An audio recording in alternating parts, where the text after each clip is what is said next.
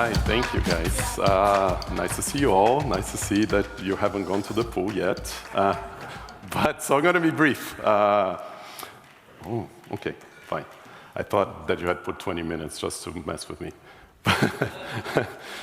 So today we're going to talk about basically how the impact of deep tech, or how deep tech is impacting healthcare, is specifically longevity, right? I mean, we've seen a number of talks talking about the effects of AI into a lot of the stuff that we do every day, but also in terms of the type of things that are happening with longevity, right? So how deep tech's redefining aging and health.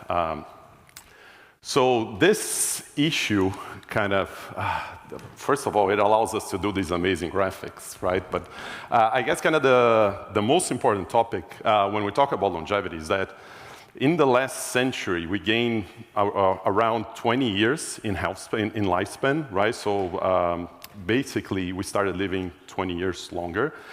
That, unfortunately, has not translated into spending healthy life years. And the basic reason because of that is because as we get older, there are all these nasty things that occur inside our body, and these are basically chronic conditions, right? So CVD, which is cardiovascular disease or cancer, these are the things that start killing us, right? So when you look into the major causes of death in the early 1900s, it's probably tuberculosis.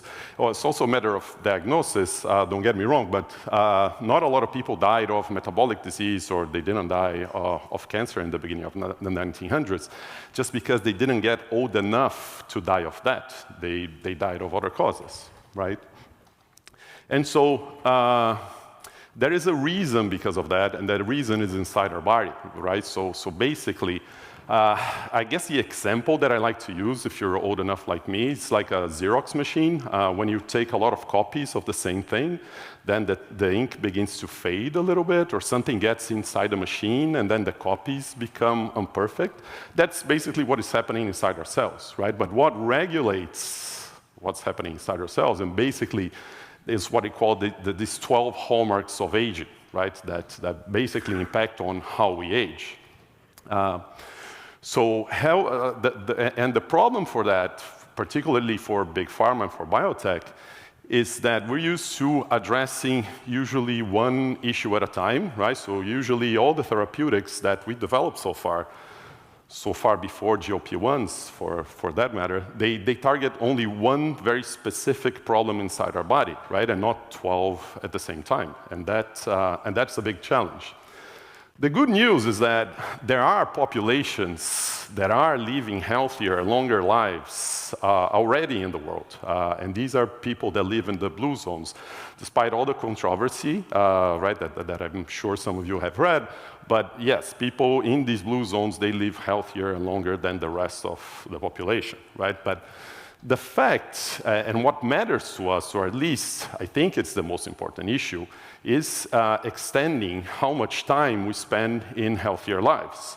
So I bring what is health span in a human. It is Ralph Macchio, who's also from Italian descent, right? So basically, Ralph Macchio, in 2018, he was older than Mr. Miyagi already, right? But he doesn't look like it. And I guess the question regarding health span is not to look good.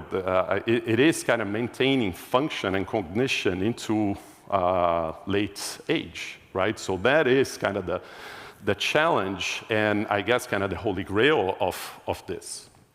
And in the last few years, investment in expanding health span has increased dramatically, right? So basically, still very small overall, but there has been a 4x increase in how much has been invested in the space just within the last few years. This is, by the way, some interesting metrics from McKinsey that were just released. I thought it was useful to kind of have them there. So investing in health span has increased significantly, and that has also meant that a lot of potential new treatments are also in the pipeline to potentially be approved by FDA and other regulators. And why does that matter, right? Because we all know that whatever works for healthcare, and I'm sure some of you have read Outlive or Lifespan or some of the other books in the subject, what currently only works is eating well, sleeping well, exercising, and living a life with purpose, right? Regulating your mental health. But unfortunately, not all the persons in the world can lead a healthy lifestyle, eat regularly and good food, and also kind of sleep 8 hours a day, right, in a sense. So that's why kind of these things become relevant. And so this is how the pipeline of current innovations in the health space have been, right? So I'm just going to talk a little bit about two companies, and I guess kind of one is very interesting because it's founded by a Stanford professor who's also Italian, and this is a company called Rubedo. And what Rubedo does is basically use AI to target senescent cells, which are a group of cells that you don't want to have too much inside your body. It is inevitable, but you don't want to have an accumulation of those cells inside your body. But they use an AI platform to potentially develop senolytics, which are drugs that target these nasty cells, without generating a lot of unwanted issues, right?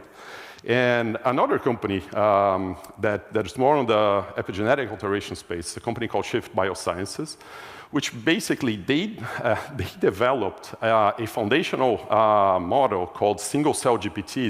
Is also a professor out of Stanford, Bo Wang, that was just released late last year, right? So companies like this are using technologies that have been just developed in effect kind of months ago in order to develop therapeutics that, in the case of Shift Bioscience, they just wouldn't been able to do otherwise, because what Shift does, they use combinations of transcription factors, which are genes that regulate other genes inside the cell. And doing these experiments was just very time-consuming, very expensive. You take a cell and then you manipulate their genetic composition and so on. So if you can do this in a model, that makes it a complete breakthrough. And these are some of the companies that have been more interesting in the space, and some of the companies that we have been able to invest. But, I mean, those are the reasons why we are investing through the fund into these companies. But what is kind of the impact for you, for your companies, or for the societies we live in? Basically, and I'll give you one example. I guess it's the more meaningful example because I guess we talked about, and I talked about in this presentation, a lot of influencers in the longevity space, right? I don't know if you have paid attention to this, but most of them are men. So there is sort of this longevity bro, like the tech bro type of scheme. And that is not for nothing. That is because also kind of investments and focus on women's health has not been talked about enough and not invested enough as well.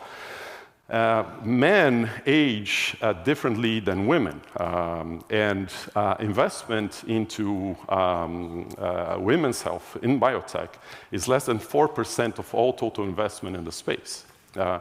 And what is kind of the impact of that is that when you look into kind of how menopause inception has changed for women and how women have lived longer in this century, women now in the United States, they get into menopause around the age of 46, and they live up to 84.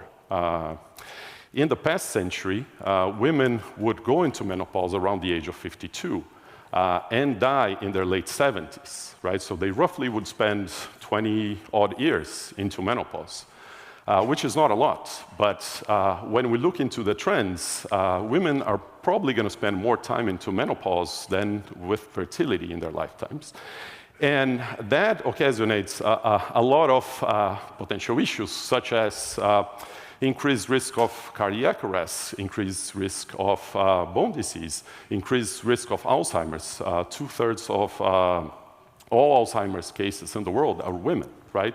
So if we do not kind of have a shift of focus from sick care into focusing to the healthy years that we want everyone to live in, that's going to potentially not only kind of serve healthcare outcomes, but also very important economic outcomes as well. So that's all the time that I had. Thank you.